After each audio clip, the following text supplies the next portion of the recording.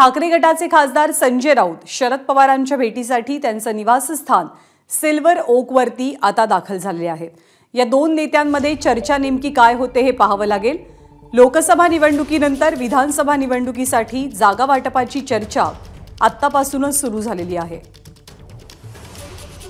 अल्पेश करकरे आपल्याला माहिती देतील। अल्पेश, काय कारण संजय राऊत सिल्वर ओकवरती गेलेत?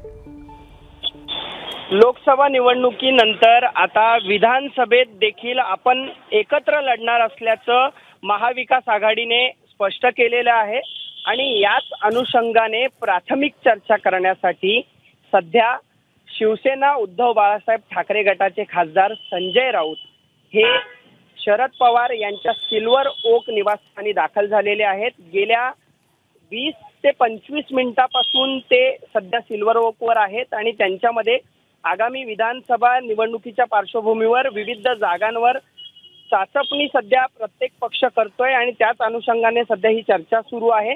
तसेच महाविकास आघाडीची पुढची भूमिका काय आहे, इंडिया आघाडीच्या पुढचे रणनीती काय असणार आहे, या संदर्भात या दोन्ही महत्त्वाच्या नेत्यांमध्ये सध्या चर्चा सुरू असल्याची माहिती मिळते। अनेकदा आपण पाहिलंय महाविकास आघाडी असो वा इंडिया आघाडी असो, या संदर्भात काही महत्त्वपूर्ण निर्णय किंवा बैठका असतील किंवा भूमिका घ्यायची असेल तर संजय राऊत आणि शरद पवार यांची अनेकदा बैठक होत असते, चर्चा होत असते आणि अशीच चर्चा आता सध्या विधानसभा निवडणुकीच्या पार्श्वभूमीवर आज ज्या ठिकाणी जागाची चाचपणी सुरू आहे, म्हणजे अंदाज हाच आहे की विधानसभा निवडणुकीच्या दृष्टीने एकत्रित लढण्याबाबत काहीतरी चर्चा दोन नेत्यांमध्ये होणार असेल आणि त्याच दृष्टिकोनातून ही बैठक होते।